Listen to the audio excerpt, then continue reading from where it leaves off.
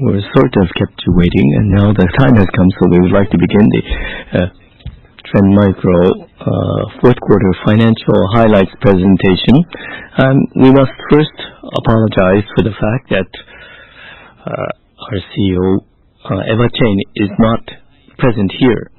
Because of the coronavirus, we have seen the situation changing, and also because of the guidelines within the company for overseas trips, we have forbidden overseas travel for personal purposes, and we deliberated the possibility of Chen participating, but it was decided that through a video conference system, she will be participating from overseas. Now we have our CFO, Mahendra Negi, who will be talking about the FY 2019 fourth quarter financial highlights. And then from Chen, we will be hearing about the situation of 2019 as well as future strategy. And then Mr. Omikawa will be talking about the overall business situation in Japan. And we have the presentation handouts not handed out yet to everybody, but this will be uploaded to our website later on. This is Negi speaking.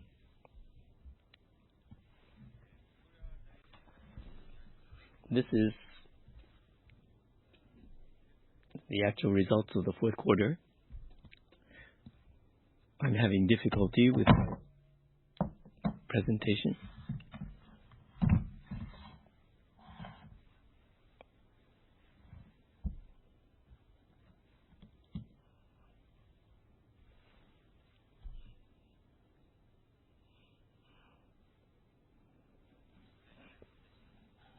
I'm sorry for the delay. This is the actual results. We have a 4% increase in net sales and -1% for operating income. And you may think that this is less than what we expected. However, if you look at the pre-GAAP net sales, then you can see that there's a 9% growth. And it is for the first time, we are over 53 billion yen. And it's excluding foreign exchange impact plus 12%. But post-GAAP numbers are like this. We will be going into the details later on, but we believe that the fourth quarter results had been better than anticipated. This is our results as opposed to the annual forecast. And you can see that it's 98% progress of forecast and 99% progress of forecast in terms of operating income. And if there were no fluctuations in the exchange rate, then we should have been able to have 100% attainment. But anyway, these are the results for the yen-denominated results. And then this is the dollar-denominated results. As for net sales growth by region, excluding FX, then we can see that we're seeing growth. It's -4% in North America. But for pre-GAAP, we will see that the numbers have been positive.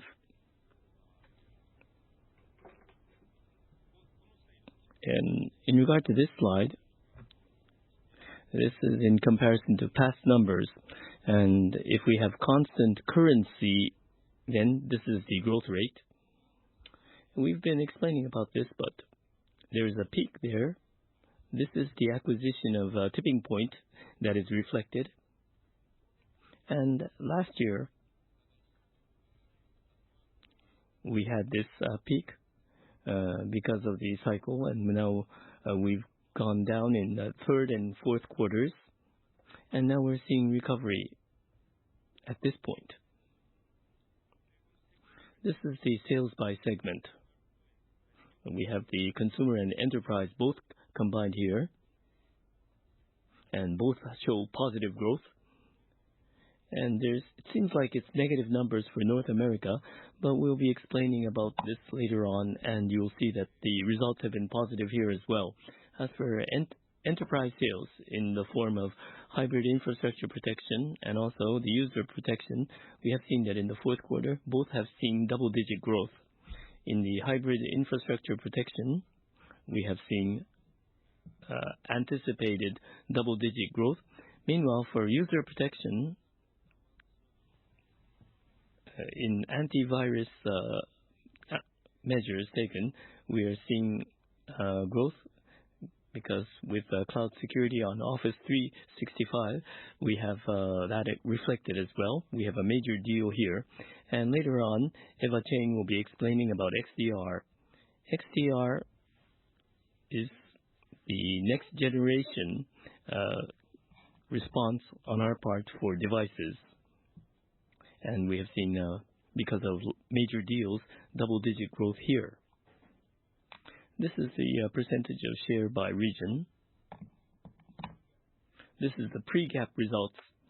And if we exclude the FX impact, as already mentioned, in all regions, we have seen positive results. And we have seen this 5% in Europe, and we have especially high growth in Europe and EMEA. So we have quite a high growth rate in this area. And then for the enterprise as well as the consumer market, if we look at the pre-GAAP results, then we see that there's been growth in both. And it's 12% growth in, we can see in enterprise, and the consumer also shows growth. And one reason is because of the end of service of Windows 7, and also because of the growth in the mobile channel that we see good results. As for the North American region update, in this slide you can see that we do not give estimates of each region, but in regard to the situation of North America, we have a temporary situation, so we have this slide prepared. This is the last time. And for the third quarter, what we anticipated and what the actual results in the fourth quarter, we were looking at 15 to 20% growth from the third quarter to the fourth quarter. And ultimately, we were able to grow 32% quarter over quarter and 6% year over year growth from the third quarter to the fourth quarter. So we have seen good growth here. And in the enterprise market, unfortunately, we are continuing to see negative results. As for the outlook of 2020, overall, we believe it will be flat. But for the enterprise business, there will be negative results.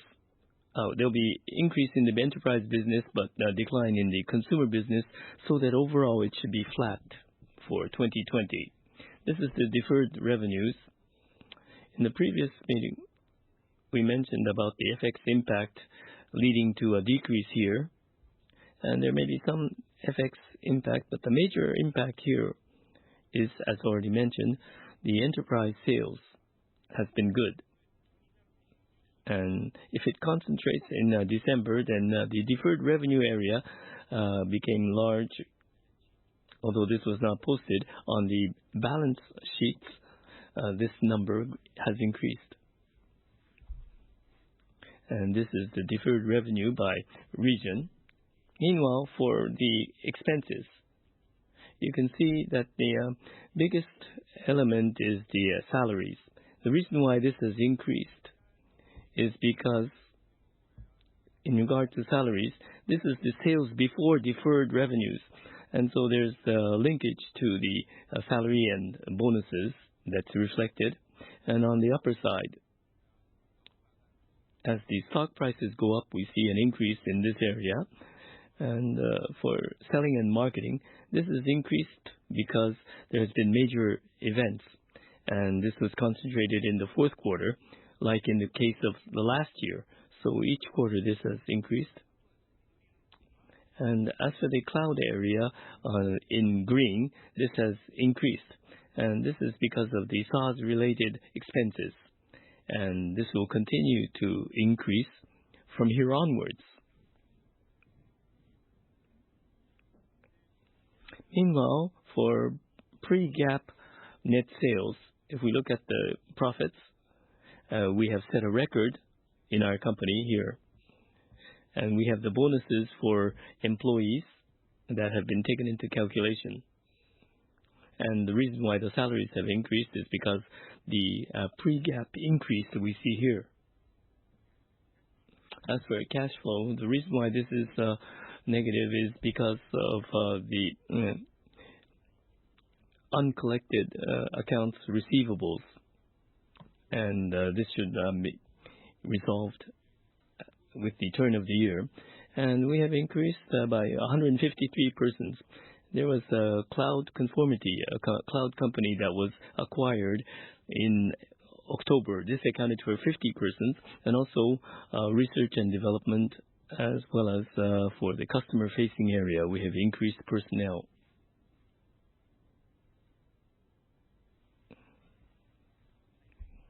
And we have the highlights and lowlights. As for the Q4 highlights, as already mentioned, the enterprise business has seen double-digit growth.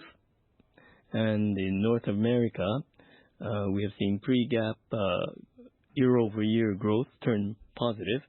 And furthermore, in the consumer business in Japan, focusing on mobile, we have seen growth.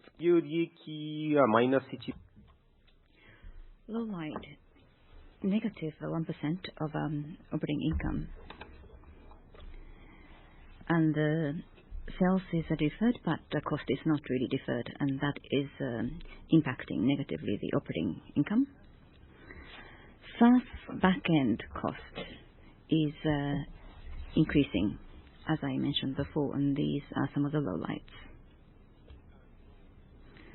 Looking at the full year numbers, we have been announcing this every quarter, so I don't have any additional comments. Except for the dividends, which you may be interested in.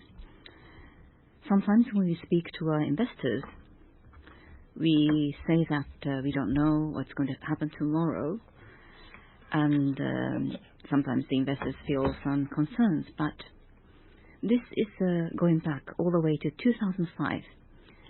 At constant exchange rate, the revenue is increasing steadily over time.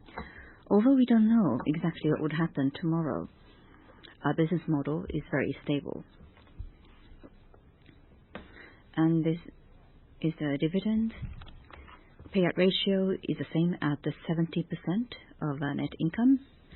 And after-tax negative impact of tipping point-related amortization is added. 160 yen per share, pending approval at the shareholders' meeting. This is the planned dividend. This is lower by 2% compared to the previous term. Last year it was 163 yen. This is due to loss on exchange rate, and the yen-based dividend is stronger than the American dollar-based dividends. Moving on to shareholder compensation. Last year we conducted share buyback. 99% of our company's cash flow is basically returned to our shareholders in the form of dividends. 95% of the profit.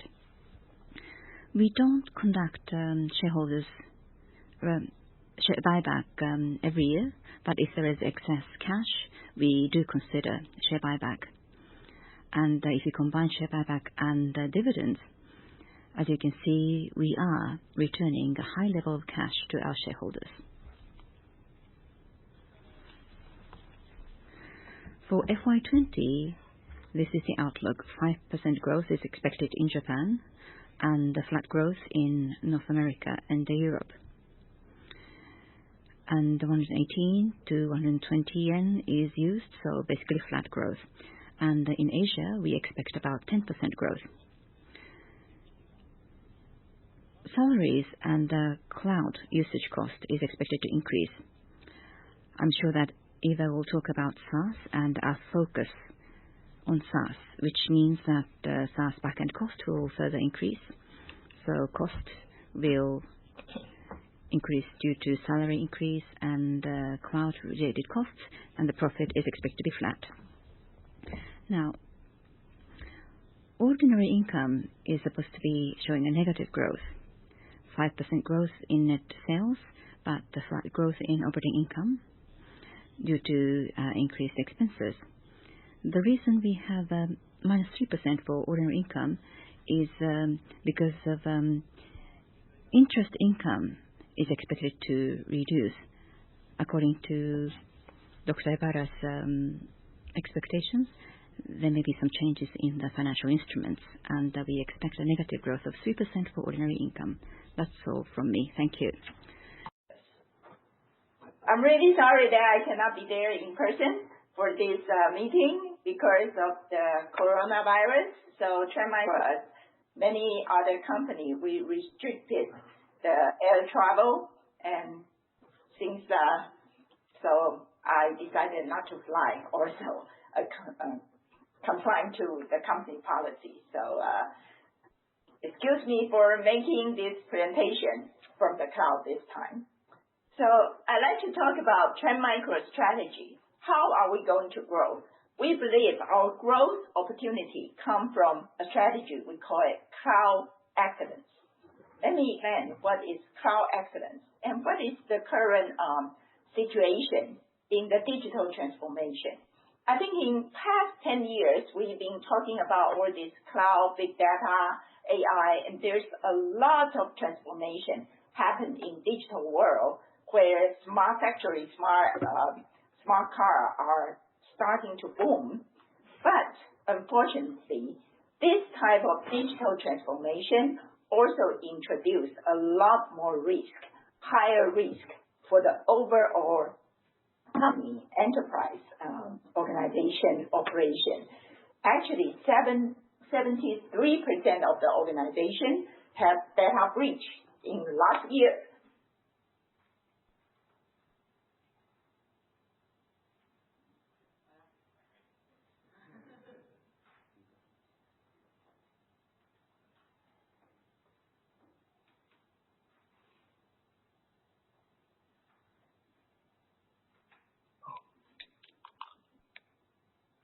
So sorry, I don't know where the connection broke, but we were talking about. Hello?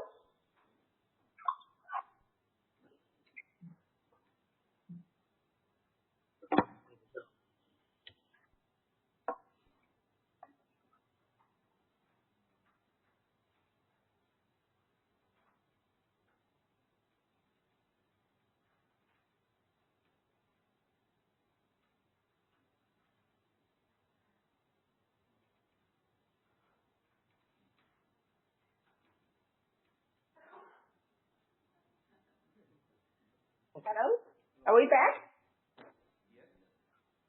Okay, sorry. I don't know where we broke. Looks like we still need 5G in the future. So I think most of this risk arises because of lack of visibility and connectivity across environment. Because companies operate in different organizations, and therefore they don't have the overall visibility of company cybersecurity status. And therefore, we believe our strategy is by securing a connected world through what we call cloud excellence. Cloud excellence has two goals. The first one means that we want to enable our customers, empower them to have securely delivered application from the cloud in a multi-cloud environment. We will talk about multi-cloud environment later. And the second fold of this cloud excellence means that Chen Micro ourselves, we need to be able to deliver more agile, more scalable solution for our customer, which is following a data operation and deliver constantly innovation to our customer. That's Chen Micro ourselves need to be cloud excellence. So with this strategy, I'm very excited to introduce that Chen Micro's new product portfolio that we are going to introduce and focus on in 2020.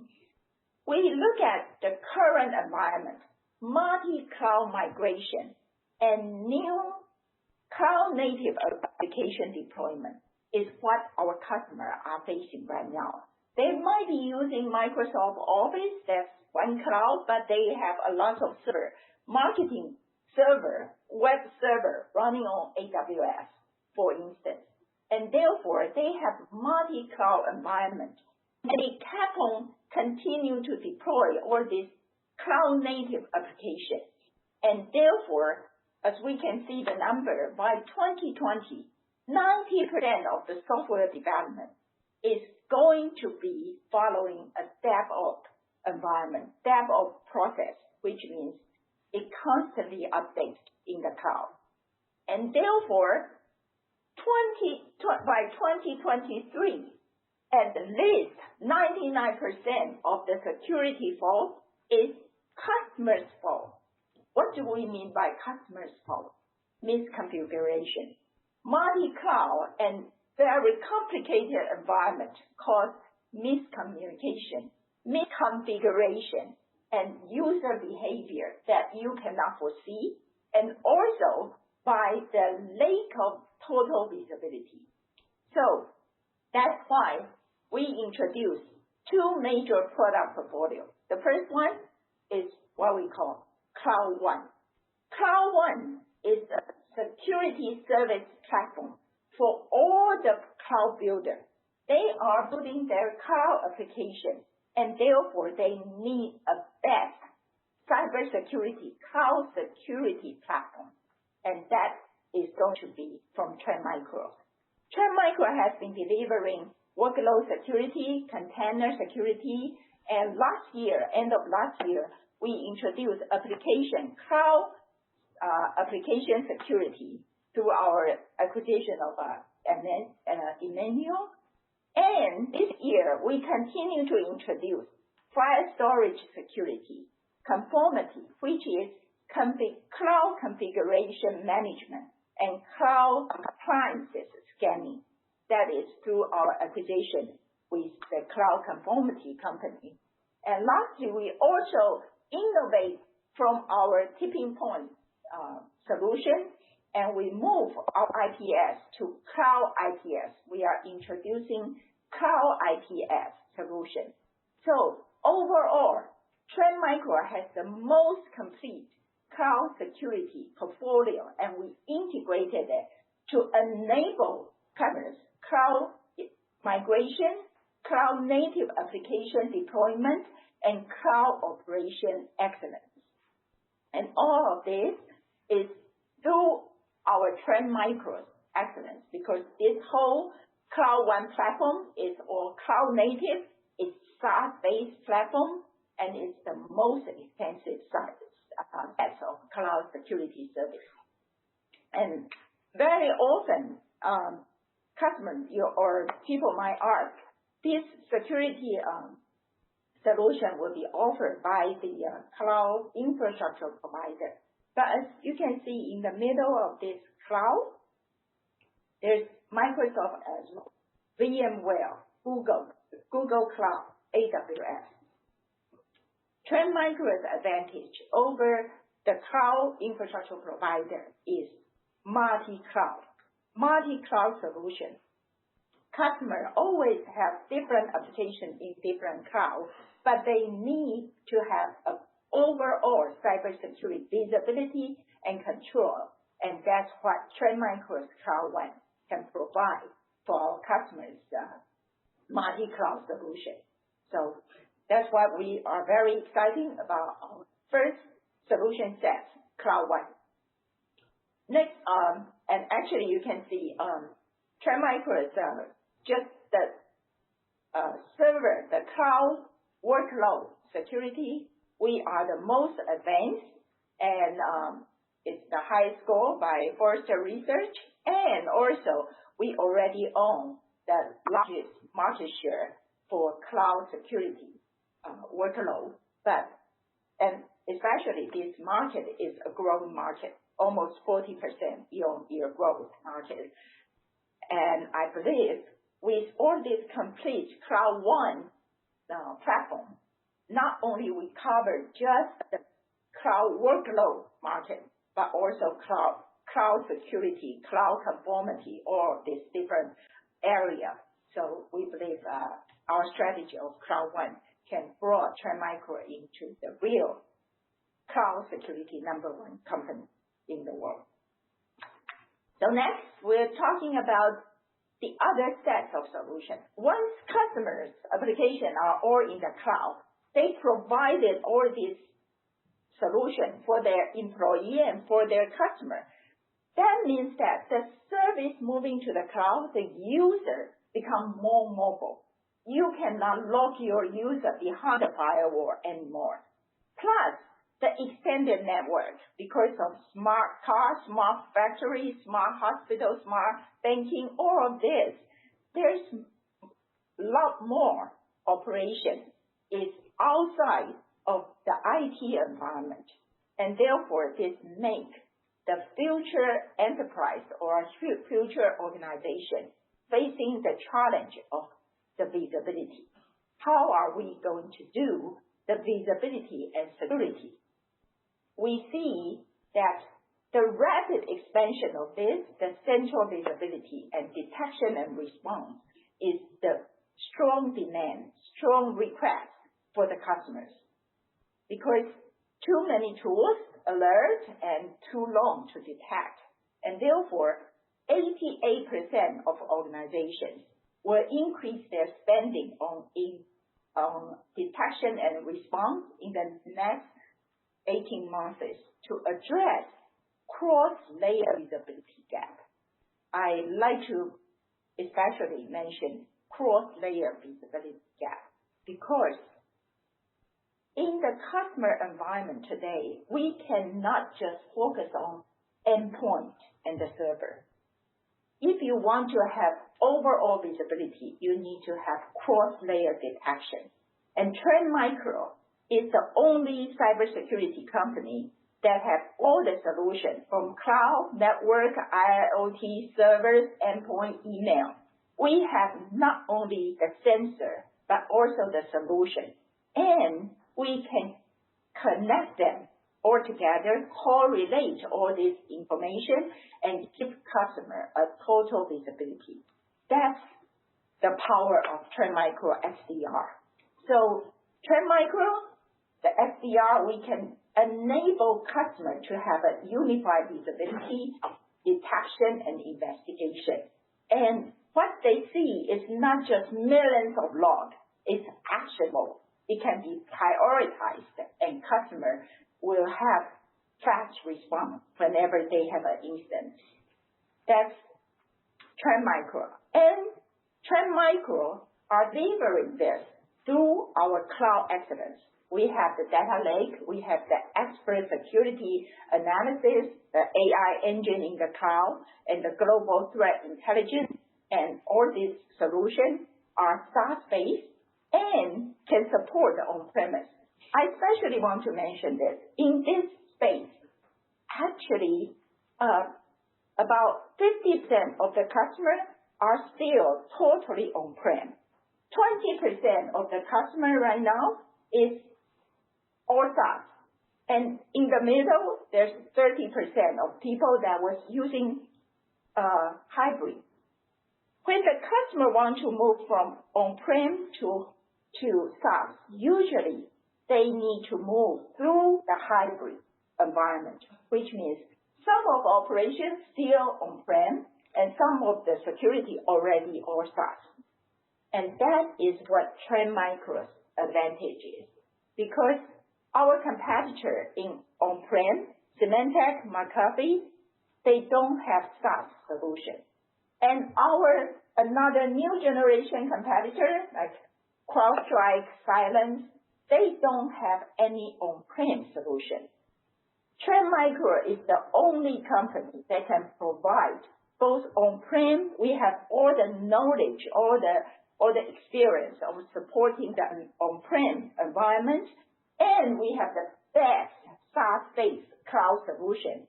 And therefore, we can be the best one to help our customer move from on-prem to hybrid onto the SaaS solution. So that's our XDR.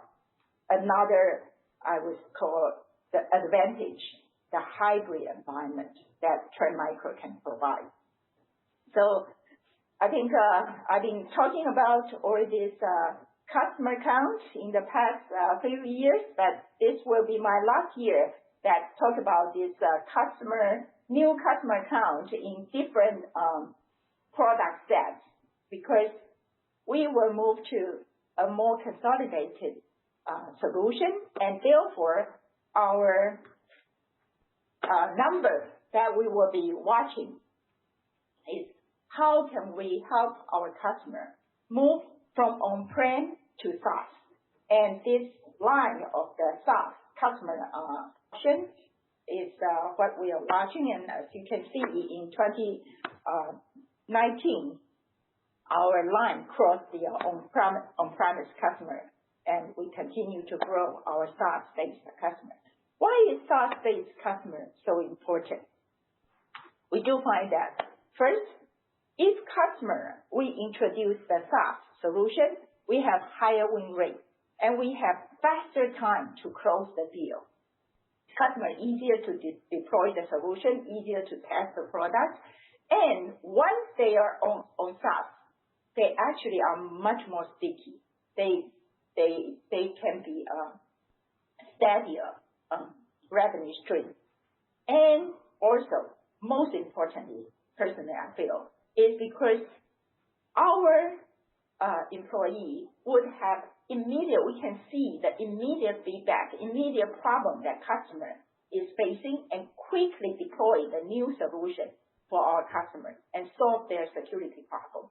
So I think this is the best solution, and ultimately we win by customers using our product to successfully solve their cybersecurity problem.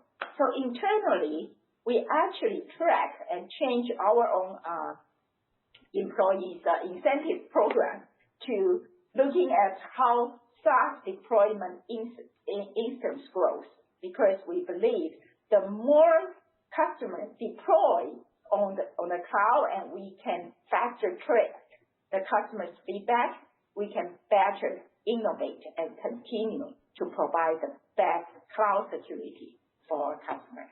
So that's our cloud excellence strategy. Thank you. I would like to talk about the status of our business in the fourth quarter. In FY19, in the Japanese market, we declared our plan, and according to the plan, we would like to provide this report. I'll begin with domestic enterprise and the domestic overseas consumer business. Hybrid infrastructure protection, HIP. On the right-hand side of the slide, you can see the actual gross sales over time. The numbers are a little bit small, but they should give you an idea about the numbers. And there are some highlights and lowlights that I would like to share with you. As Mr. Negi mentioned, HIP is growing fast outside of Japan. And in Japan, it's showing a 24% growth year on year. And in terms of a new user, it's a growth of 44%. Deep security and tipping point sales are pretty good for Japan. And if you could turn to the graph on the right-hand side, you can tell the positioning or size of Japan based on the numbers that was given to you during the financial presentation. Especially for deep security, as Eva-san mentioned, SaaS business gross sales year-on-year growth is 30%. Specifically, mid-sized companies, medium business, with employees of somewhere between 100 and 500 employees. In this segment, deep security or the SaaS type security is growing very strongly. Number of customers, of course, is increasing year on year by 25%. There are some lowlights as well. Public cloud, deep security. Yes, this is selling and it's solid, but still, including AWS, although the numbers are not really published, Within the public cloud, maybe it's less than 30% or 20% deep security attach rate. When the product is used internally, it's difficult for us to estimate, but looking at AWS alone, deep security penetration is single digit. It's still very low.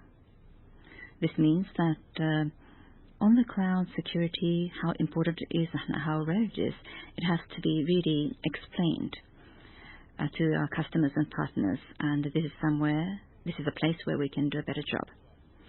Tipping point in Q4, of course, we had a big deals. IBM Proventia, end of support switch. This is happening over time, step by step. So these customers are migrating to tipping point. We have created a very good migration tool, which was well received, and we have gained some big business there. However, when it comes to the number of customers for tipping point, it's just about 3 digits. In other words, tipping point sales was not very strong in the past, and it was handed over to Japan. Compared to the Western countries, the penetration rate of a tipping point product is still very low. Further sales reinforcement is needed for tipping point IPS. Deep discovery is growing, it's showing positive growth, but it is not growing as fast as we had expected. So this discovery, how it can be utilized, should be told as a marketing story in a better way. So that's one of the lowlights. Moving on to user protection. As you can see on the right-hand side of the slide, these are the numbers. Gross sales for user protection in total. This is a big market in Japan, and the growth is quite slow but steady. We have not seen a negative growth over time. So this is 5% growth year-on-year in terms of gross sales, and 16% growth in new customer gross sales. For endpoint user protection, we have something a little bit different. Store POS system and offline PC industrial control security products. For example, Chen Micro SafeLock and portable security, we have been selling them for more than 10 years now, and the sales of these products have picked up by several hundreds of millions of yen. So this is a new endpoint segment for us. And the cloud type security service for small and medium-sized enterprises, whereas faster business security is showing positive growth steadily on a quarter-to-quarter basis, and it's 19% growth year-on-year, and again, customer is also increasing every quarter. Cloud Edge increasing 61% year-on-year in terms of number of customers, especially showing a very strong growth in small customers with less than 100 employees. We have a big market and we're showing a strong growth. But when it comes to MB, employees between 100 and 500, this is where the competition is quite tough. So our market penetration or market share is quite low in the MB segment. We need to strengthen our efforts in terms of how we approach MB and how we select the right partners. Cloud Edge is also growing, and we're working with Otsuka as well as NTT East and West. We need to find more big partners, and this is where efforts are being made to identify more partners. Gmail CAS, Cloud Application Security for Office 365. We are capturing more and more customers, but Office 365 does have a big number of users, but our touch rate for CAS is only about 5 or 6%. We need to approach our customers more and continue to work closely with our customers so that we can increase the attach rate from the current 5 to 6% to a bigger number. This is another challenge that we're facing. Moving on to consumer, global and Japan. The highlights have been already covered. Windows 7 EOS is a major factor. In Q4, PC sales increased in Japan as well. So the performance was better than expected. And the sales through mobile phone agencies is growing on a continual basis, as you can see to the right. Every year, our sales, gross sales through mobile phone device agencies is growing. Home network security is sold via Amazon in the US, and over the several months, we captured tens of millions of users at the global level. There is no promotion being done. The customers are definitely registering, and we would like to figure out a better promotion in FY20 to further expand the sales. Lowlights include the fact that in the mobile phone distributors, the price for device and services was separated, and we could not really capture as many customers or users as we wanted. So this is one of the lowlights. And for the global business, we need to do a better job of selling the home network security related products. As you can see on the bottom right, our Box Plus OEM router, this is a home network security business, and as you can see, compared to the previous fiscal year, we are seeing a big growth, big jump. It's a good trend. I'd like to close off by explaining about IoT. After Q4, for IoT, we have for the ICS or OT network solutions that have been announced. And from the top, we have prevention and detection and persistence. And for prevention and detection, we have our conventional products. And also for persistence, we have the SafeLock and portable security from the past, but we also have Edge IPS, Edge Fire, and OT Defense Console, which we built together with TX1 Networks, and we have announced the sales support efforts here. We've announced this in Q4. We had carried out POCs before that, and in Q4, we have been able to get an order from one company, and now from here onwards, we'll expand this so that in the factory area, in the industrial control systems at the very bottom layer, we will be able to have a new area of security covered through these shipments. And second, from last year, we have been involved in a partner program for IoT and IIoT. We're pushing this forward. And we have for Raspberry. There's a lot of Android deployments in factories, and we have this version to experience IIoT, and we have quite a lot of implementations of IIoT solutions taking place. There's also the logo of Trend Micro IoT Security Ready, and there are 7 companies that have already registered here.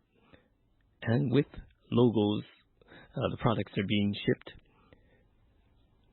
And if there's any vulnerabilities, there are going to be patches applied to protect.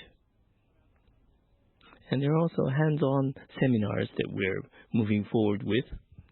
Recently, with Tokyo Electron devices, there was the TX1 solutions included in an agency network, and we have started shipments here.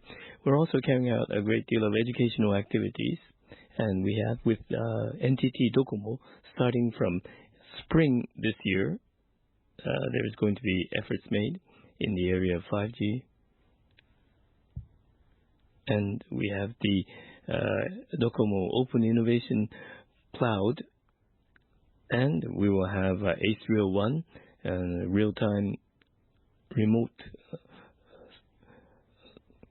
surveillance. And in the Open Innovation Cloud, we have the VNFS, the Virtual Network Function Suite, to offer a safe and secure environment. These have been announced, and commercial operations on these will start from spring this year. That has been the update. Thank you very much.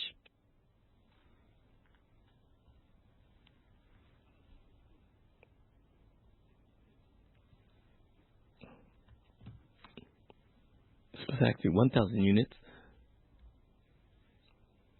Thank you very much. Thank you very much for the explanation. My name is Tanaka of Mitsubishi UFJ Morgan Stanley Securities. There are 4 points that I'd like to ask. First, in regard to cloud conformity, what is its impact? I think on page 30 to page 33 of your report, you've described the impact. And at the end of the fiscal period, this came about, but what was the impact here? And when we look at the new fiscal year, for goodwill or the operating loss, what is the kind of impact that is envisioned here? On an annual basis, it should be several billion yen of goodwill. And the acquisition took place in October, so it's about 900 million yen. Please let me explain. In regard to Q4, the cloud conformity impact has been seen in two places. One is goodwill. There's about 200 million yen impact. And for there were delinquencies in the loans for the acquisition of cloud conformity, so that there was a total of 400 million yen impact in Q4. As for fiscal 2020, in PL, there should not be a major impact. The biggest aspect will be the depreciation of goodwill, and it should be about 1.2 billion per year impact that will be observed. For example, on page 33, if we look at point number 7, there was a mention about sales of 300 million, and there was mention about an impact of 1.65 billion yen. What about for the new fiscal year's net sales? When we consider costs and so on, besides goodwill, is there going to be a 1.6 or 1.7 billion yen impact, or do we consider that this could be ignored? The biggest impact will be goodwill, and other than that, it would be salaries. And it's a 50-employee company. And in regard to page 33, it says about negative 1.65 billion. Is it the various fixed costs and so on? And also, there were expenses incurred during the acquisition. And for running costs, it should not be that great. In regard to this area, I don't understand everything, but this talks about the numbers when goodwill is included. But if we exclude the goodwill, the PL did not have a major negative result. As already mentioned, it will be the depreciation of goodwill that will have the biggest impact. I see the second point that I'd like to make is about the very good results in pre-GAAP. What about the sustainability of this? After a year, is it going to be explained that it was because of one-time big deal? So, what about the sustainability of this kind of pre-GAAP results? As we said, we had a bitter experience in the past. So, in regard to the big deals in Q4, we can't always assume that that'll be the case afterwards. So, we're only looking at 5% increase in net sales. We don't believe that double-digit growth will continue. In regard to Q4, Was there something especially large for the pre-GAAP results? There were several big deals.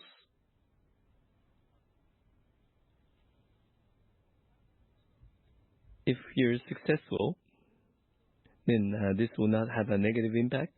Yes. In 2018, in the fourth quarter, we had this situation.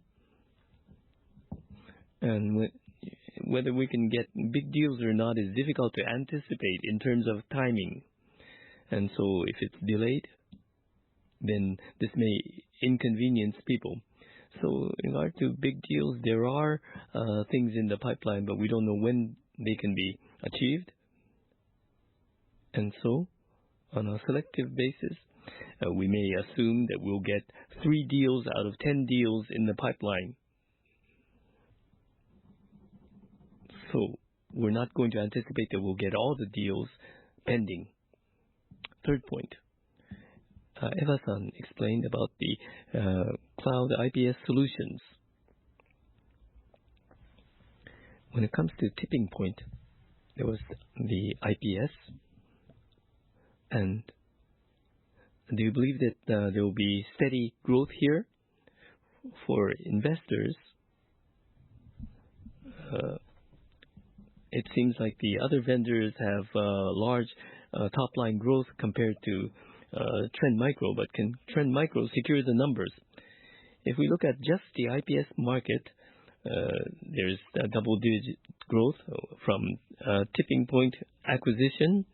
We didn't believe that we would just grow with IPS. There's the IPS, but there's also SQ1 and next generation technologies.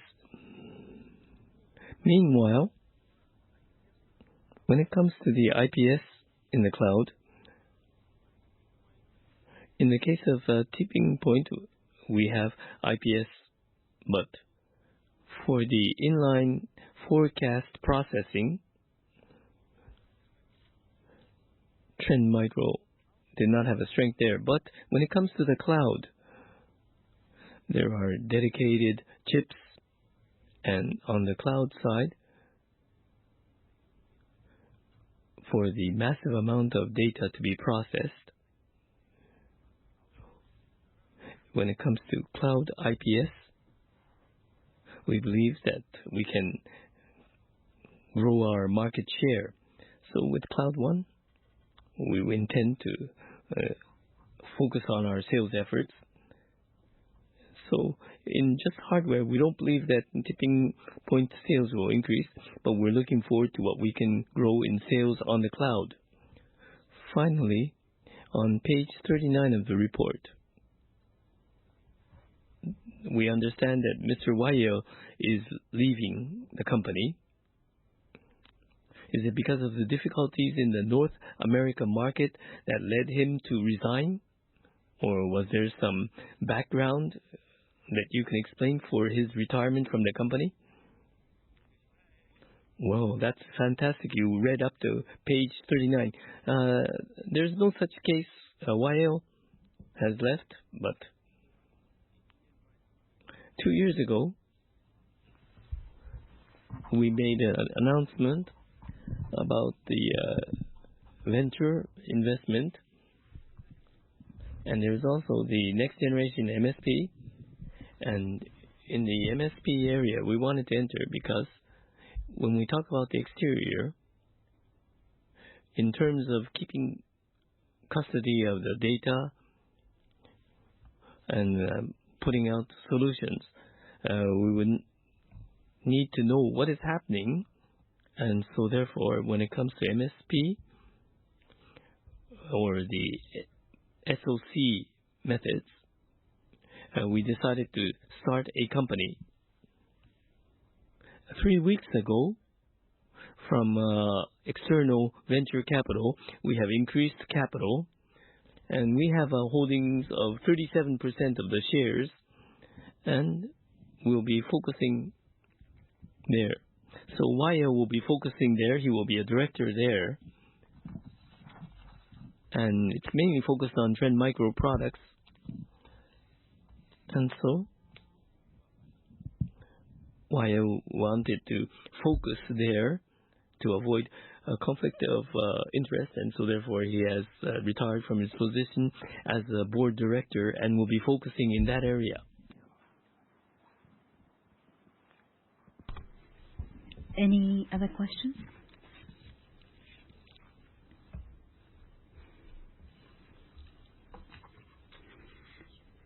Thank you. Sato, Jefferies Securities, I have 3 questions. Going back to what Tanaka-san mentioned, pre-GAAP US fourth quarter, and it seems that the number has finally bottomed out. And can we really believe that the number has bottomed out? Because you didn't make it twice. In the first quarter, do we see another negative number, or is this really bottoming out? As I mentioned before, full year outlook is positive. And there may be some ups and downs between different quarters, but we believe we will have a positive result for the US. For tipping point, not quite. And the other segments are doing better. Tipping point next refresh cycle will happen maybe 2 years down the line. We don't know exactly, but looking at the waves of a refresh cycle, in 2020, we don't expect the tipping point to go through the refresh cycle. So outside of tipping point, XDR, deep security will do better in 2020. So hybrid is doing better recently, and for endpoint, the numbers have been flat for a long time, but now you're showing a 9% growth. Is this mostly from the US? In terms of user protection, this is cloud app security, large deal in the UK. This is Europe. And also large XDR deal from APAC. So, and the user protection. For hybrid infrastructure, we have deep security deals from the US as well. I see. Thank you. If that is the case, guidance for this fiscal year, considering that US has bottomed out, the sales is flat in both US and Europe, and only 5% growth in Japan. There is Olympics, and also there's virus, and remote access is really booming. But this year's guidance seems to be very, very weak. It has to be extremely conservative. Looking at pre-GAAP numbers, I expect a higher number for net sales. And also in the third quarter, pre-GAAP was quite weak, and half of the pre-GAAP was based on SaaS. And SaaS contracts are usually 1 year, not multi-year, but single-year contracts. So my concern was, so pre-GAAP you have these numbers, maybe half of this is coming again from SaaS, or is it not the case? Is it coming from something else aside from SaaS?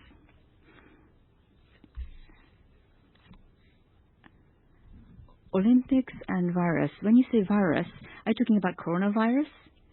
Well, Olympic and hacking, and also I'm talking about coronavirus, and it's really pushing up telemarketing and remote access. So the demand should grow. And 5% growth in Japan seems to be too weak. Well, Eva is probably participating online, and she was saying the same thing. Participating online, working from home is becoming more common, which is a positive factor for a business. That's one way of thinking about it. But looking at what's happening really, in reality, you are talking about positive factors, and they may be real, but we have to look at our consumer business and also volume business. SaaS is increasing, but on-premise is decreasing, as Eva mentioned in her presentation, and this is something for us to consider. So we cannot really expect the situation to continue from 2018. We don't want to apologize again, so we believe that this number that we have presented is better. I understand. Thank you. My third question is actually very simple. The the more people shift to cloud and SaaS, maybe the smaller your profit will become, because you have to pay more cost and the profit will shrink, and you have to pay more salary and for more for outsourcing. That's the cost structure of Chen Micro as far as I can see. So this means that the more cloud business you do, the less profitable you become. Well, this is my question to the analysts, actually. There are some SaaS companies that are running deficits with a high market cap, very high market cap. So do you prefer that as an investor, analyst? Do you really ignore the profit in that case? Well, putting that aside, as I mentioned before, in terms of profitability, yes, SaaS business has lower profitability. But we are doing SaaS business not because we want high valuation, but as Eva mentioned, we have to really look at what's happening in the customer's environment. And we want to be able to respond quickly to what the customers need. And if there is a security issue, the customers want to have them resolved very quickly. Currently, we have to spend time asking about the pain points. Sometimes the customers cannot explain, and sometimes we misunderstand. It's like a prescribed medicine, and the patient not really taking the medicine. But we have been doing a pretty good job so far. But with SaaS, we can be more efficient. So we want our customers to migrate to SaaS, not for the valuation, not for the monthly service fee, but with SaaS, we can provide more fundamental solution to the customer's problems. And if we're successful in this, we can be profitable too. Deployed instance was shown in the presentation by Eva today. We have been using the word customer success for the last couple of years, because if the customers use this more, then that is better for us as our first KPI. If the product is used by the customer and the problem can be solved, it will lead to increase in revenue. And if the customer is satisfied and they use more, our profit will increase. So we're not trying to figure out how to achieve higher profitability rate. We are really focusing on customer success first. And for SaaS, we have a number of instances deployed, as shown on the slide today. Pre-GAAP profit was the basis for the bonus payment before, but we have changed that KPI too. Because, as you have mentioned, if the SaaS business is successful, the employees get lower bonus, smaller bonus. That is not good. That is like stepping on the accelerator pedal and the brake pedal at the same time. It doesn't work.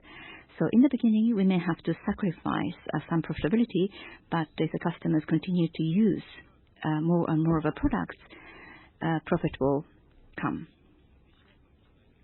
So profit may be generated later, but we're not expecting to run deficit forever. Thank you. One last question about the salaries. 153 headcount increase, and half of them came from the acquisition.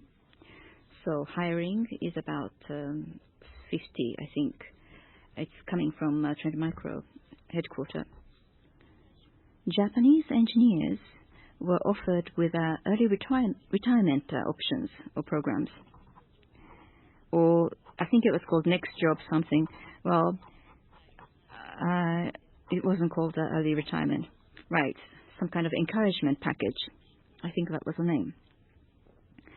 So has there been some kind of a replacement cycle of employees in Japan in the last 12 months? So did you get better or more suitable engineers and sales reps? Our intention was not to offer early retirement program. Maybe some of the employees wanted to do something that is not related to Chen Micro. And we also have a welcome back program as well. So if the employee leaves the company and they want to come back, we can offer a position. So in order to increase the mobility of our employees, this is what we did. When we hire people, are we doing a good job of that? That's another question, another problem. And it's true. In Japan, it's more difficult. Population is declining, and fewer people are studying computer science, which means that we have to think about hiring more from developing countries. We have some form of internship program in São Paulo, Brazil, and Bangalore in India. And once this program is successful, we want to send many people from these programs to various countries. If the hiring is difficult in developed nations, we will start hiring from other countries. And in terms of internship in Japan, we are getting people from Taiwan and China as well. Thank you. Well, it seems like you like this type of question. But in regard to early retirement plan, I think that that's a good system. It's an option. And this is something that the employees have as an option. So I personally think that it's a very good system we have available. And you may feel that it's a negative thing, but I think that actually it's a good system. Are there any other questions?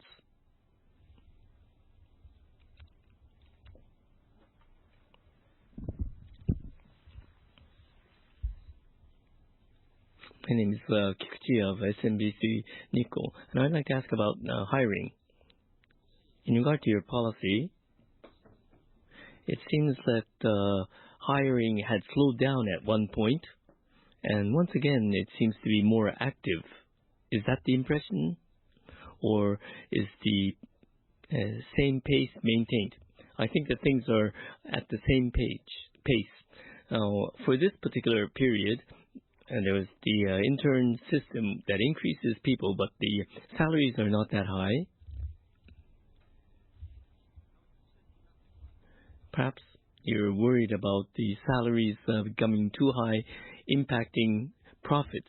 There is fluctuations, but we don't believe that the salaries will suddenly increase very rapidly. At the second half of the previous fiscal year, there was an increase. But what about the next fiscal year's first half? It's not going to impact things that greatly, because in the past, if we see pre-gap growth, then hiring increased, and then things got tougher later on so that the hiring slowed down. So, well, normally, we should avoid that situation.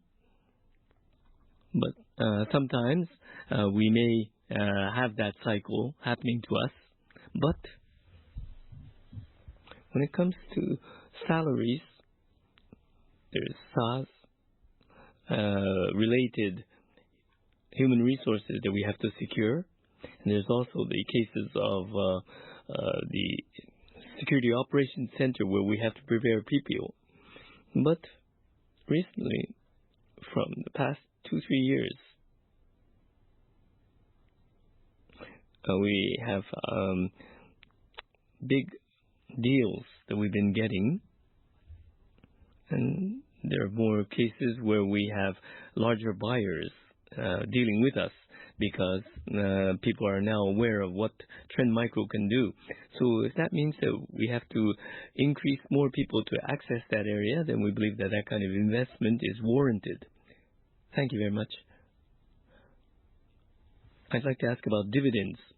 On page 37 of the report, there is the ideas about goodwill that is explained, and apparently goodwill will increase slightly.